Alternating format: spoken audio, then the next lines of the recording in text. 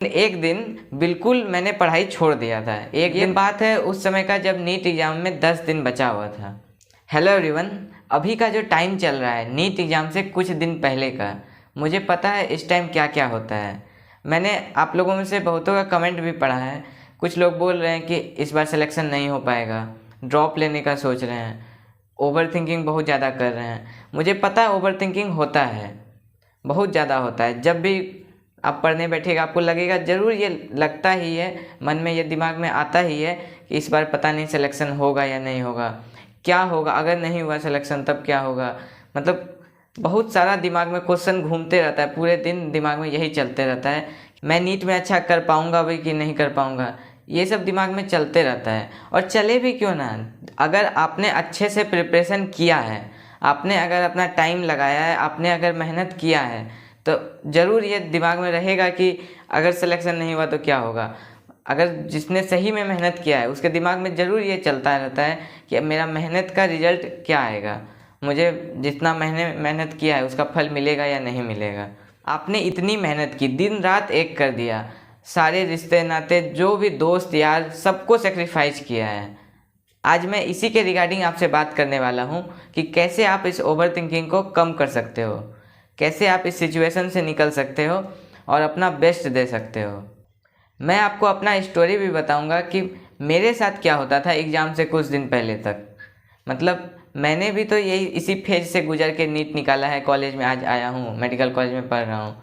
मैंने भी ये सब चीज़ फेस किया है, मेरे साथ भी ये चीज़ हुआ है। आज मैं अपनी स्टोरी बताऊंगा कि मेरे साथ क्या होता था एग्ज़ाम से कुछ दिन पहले तक, और मैंने कैसे इस सिचुएशन को ओवरकम किया था, कैसे मैंने इस सिचुएशन से बाहर निकला था। आज मैं आपको सब चीज़ बताऊंगा। तो चलिए स्टार्ट करते हैं। ये बात है उस समय का जब नीट एग्ज़ाम में 10 दिन बचा हुआ था। जब 10 दिन के लगभग बचा था उस टाइम से ही मतलब मन में एक अजीब सा एक डर, एक क्वेश्चन टाइप का अजीब सा आने लगा था कि क्या होगा नहीं होगा, सिलेक्शन होगा या नहीं होगा। मतलब प्रिपरेशन सही चल रहा था, मुझे पता था कि हाँ सही है, मैं ऐसे ही मेहनत अगर करता रहूँगा लास्ट के टाइम तक भी तो मेरा सिलेक्शन हो जाएगा। लगभग एक मंथ पहले तक बिल्कुल क्लियर था मेरा माइंड, 20 दिन पहले तक भी क्लियर था, 10 दिन पहले तक भी नॉर्मल ही था, प्रिपरेशन कर रहे थे, टेस्ट दे रहे थे, सब चीज़ ठीक था। बट अचानक से लगभग 9-10 दिन जब बचा था नीट एग्ज़ाम से, उस समय से ही एक दिमाग में क्वेश्चन टाइप का घूमने लगता था। दिन भर जब भी पढ़ने बैठता था, क्या होगा, मतलब सिलेक्शन इस बार नहीं हुआ, फिर से ड्रॉप लेना पड़ेगा। मेरे साथ भी ये सब चीज़ होता था। टाइम जैसे जैसे दिन कम होते गया नीट एग्ज़ाम में, 10 दिन, 9 दिन, 8 दिन, जैसे जैसे दिन कम होते गया नीट एग्ज़ाम में, ये चीज़ और ज़्यादा इंक्रीज होने लगा। मतलब जितना टाइम में हम 4 चैप्टर रिवाइज कर लेते थे उतना टाइम में 2 चैप्टर भी नहीं हो पा रहा था। इतना ज़्यादा सिचुएशन ख़राब हो गया था कि कुछ भी पढ़ते थे पढ़ ही नहीं पा रहे थे, एकदम माइंड सेचुरेट सा कर गया था। मतलब दिन भर दिमाग में यही चलते रहता था, क्या होगा नहीं होगा। और मैं आपको बताता हूँ, एग्ज़ाम से 3 दिन पहले ऐसा कंडीशन आ गया था कि मतलब कुछ भी मतलब पढ़ रहे थे, फिजिक्स का फॉर्मूला जो मुझे बहुत अच्छे से आता है, मैंने बहुत बार पढ़ा है, बहुत बार प्रैक्टिस किया है, लेकिन जब मैं मतलब पढ़ रहे थे उस टाइम पे कुछ आ ही नहीं रहा था दिमाग में, लग रहा था सब भूल जा रहे हैं। मतलब जैसे पढ़ लिए उसके बाद बंद करके, आंख बंद करके सोचते थे हाँ ये फॉर्मूला होगा, या पेज में लिखते थे तो लिख ही नहीं पा रहे थे। दिमाग में भी सोचते थे कि कोई फॉर्मूला पढ़ लिए तो उसको फिर से रिकॉल करते थे, तो कुछ आ ही नहीं रहा था दिमाग में। उस टाइम बिल्कुल कुछ समझ ही नहीं आ रहा था कि क्या करें अब आगे। लेकिन एक बात पता था, अगर ऐसा चलता रहा तो मेरा सिलेक्शन नहीं होगा। इस बात का हमको क्लियर था कि अगर जैसा आज कंडीशन, इस टाइम इसी कंडीशन से अगर हम रहा मेरा ऐसा ही कंडीशन, तो नीट में तो सिलेक्शन बिल्कुल नहीं होने वाला है। तो मैंने क्या किया, मैंने ये सारी बातें जाके अपनी दीदी को बताई कि ऐसा ऐसा हो रहा है, मतलब हम सब पढ़ लिए हैं फिर भी इस टाइम पे ऐसा लग रहा है कि कुछ याद ही नहीं है, मतलब सारा पढ़ा हुआ चीज़ दिमाग से निकल गया है।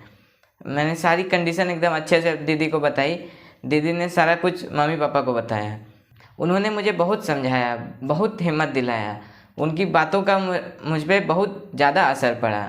उनकी हिम्मत को देख के मुझे खुद हिम्मत आ गया कि हाँ मैं ये कर सकता हूँ। मतलब मेरे से ज़्यादा भरोसा उन्हें था कि हाँ तुम कर लेगा।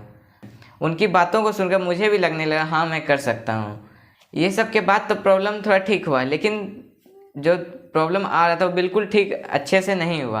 अभी भी वही दिक्कत आ रहा था, पढ़ने बैठे थे पढ़ नहीं पा रहे थे, इफेक्टिवनेस बहुत ज़्यादा कम हो गया था। तो उसके बाद दीदी ने क्या बोला कि तुम छोड़ दो पढ़ाई 1-2 दिन, बिल्कुल ही छोड़ दो और चलो कहीं मूवी देखने। मूवी का बिल्कुल प्लान बन गया, चलो नहीं अब मत पढ़ना एग्ज़ाम से 2 दिन पहले कि अब पढ़ाई करना ही नहीं है, छोड़ दो, चलो मूवी वूवी देख के एकदम चिल रहो और डायरेक्ट जाके एग्ज़ाम देना। मतलब पूरा घर में से यही प्लान बन गया था। लेकिन पता नहीं, मेरे अंदर से मन ही नहीं किया जाने का, नहीं गए थे हम।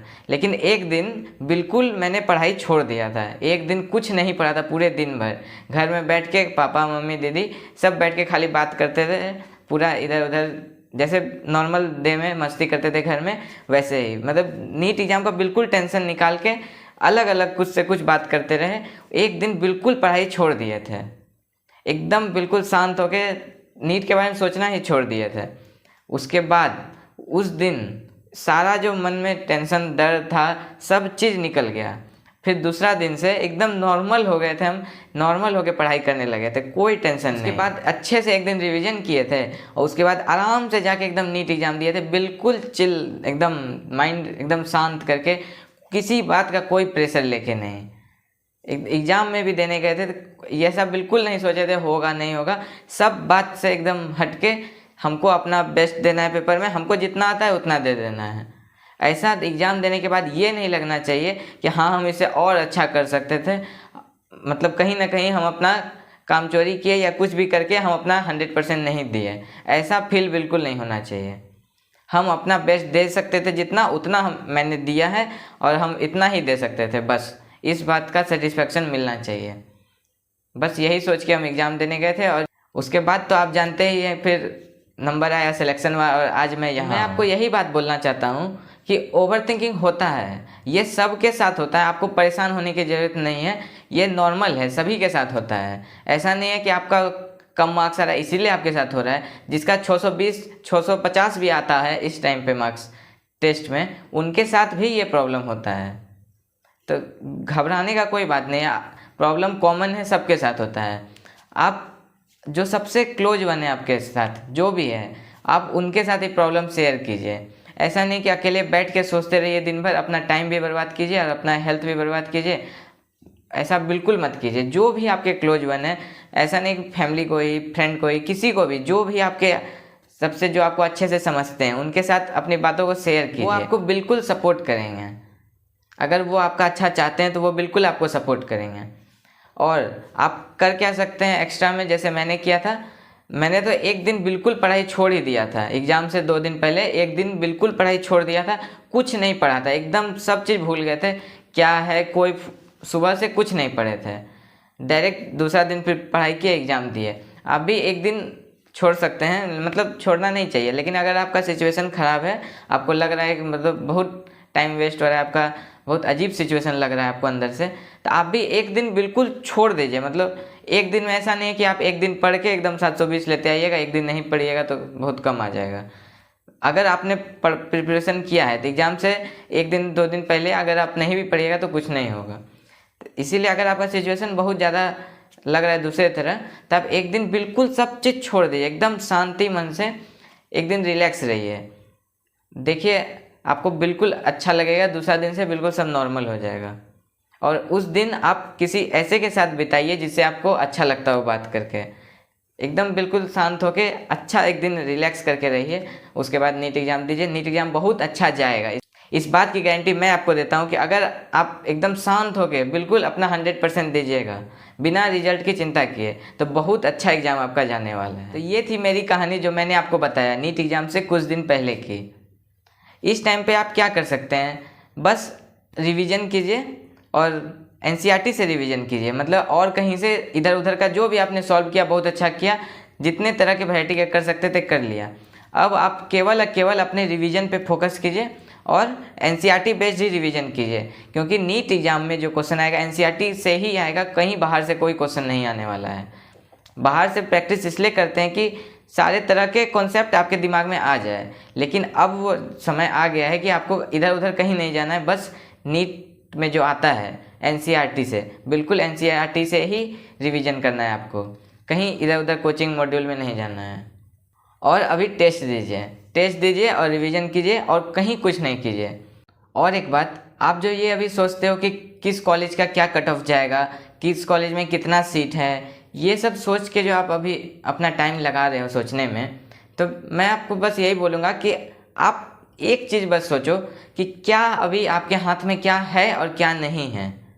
इस चीज़ को आप एकदम माइंड में क्लियर रखो कि मेरे हाथ में क्या चीज़ है जो कि मैं चेंज कर सकता हूँ, और मेरे हाथ में क्या नहीं है जिसको कि मैं कुछ नहीं कर सकता हूँ। तो जो चीज़ आपके हाथ में, आप सिर्फ उसी पे ही फोकस कीजिए और उसको ही बेहतर करने का कोशिश कीजिए। ये बात हमेशा अपने माइंड में रखिए कि कुछ भी करने समय कहीं भी आपको लग रहा है तो आप हमेशा एक बात सोचिए कि क्या ये मेरे हाथ में है या नहीं। आप अभी से देखने लगते हैं कि ये होगा, क्या होगा, पेपर हार्ड आएगा, पेपर इजी आएगा। अगर पेपर हार्ड आएगा तो सबके लिए आएगा, सबके लिए बराबर होगा। अगर इजी आएगा तो सबके लिए होगा, ऐसा नहीं है कि किसी एक के लिए हार्ड आएगा। तो आप पेपर बनाना, हार्ड आना, इजी आना, ये आपके हाथ में नहीं है। तो आप इस बारे में सोच के बिल्कुल भी अपना टाइम वेस्ट मत कीजिए। अगर आप ऐसा कर रहे हैं तो आप शांति से एक बार आँख बंद करके बैठिए, सोचिए कि क्या मेरा ये सोचना से, क्या मेरा ये सोचने से कुछ होने जाने वाला है। आपको बस एक ही जवाब मिलेगा कि नहीं, ये सब करने से कोई फ़ायदा नहीं है। अभी आपके हाथ में केवल और केवल यही चीज़ बचा है कि आप पूरा का पूरा मेहनत कीजिए और नीट एग्ज़ाम में अपना बेस्ट दे के आइए। आपके हाथ में अपना बेस्ट देना है, तो आप अपने आप पे अभी काम कीजिए और अपना बेस्ट दीजिए। जो चीज़ हाथ में नहीं है उसके बारे में बिल्कुल भी मत सोचिए। मैं आपको यही बोलूँगा कि आप अपना इसी चीज़ को आप हमेशा फॉलो कीजिए। अगर आपने ये चीज़ सीख लिया अपने जीवन में अप्लाई करना कि क्या चीज़ मेरे हाथ में है, क्या चीज़ नहीं है, क्या चीज़ को मैं कंट्रोल कर सकता हूँ, क्या नहीं कर सकता हूँ, अगर आपने इस चीज़ को अच्छे से फॉलो कर लिया तो आप कहीं भी, कभी भी जीवन में कभी भी आप दुखी नहीं रहिएगा। और कोई भी ऐसा फील्ड नहीं है जिसमें आप अच्छा नहीं कर सकते हैं। तो इस बात को हमेशा याद रखिएगा।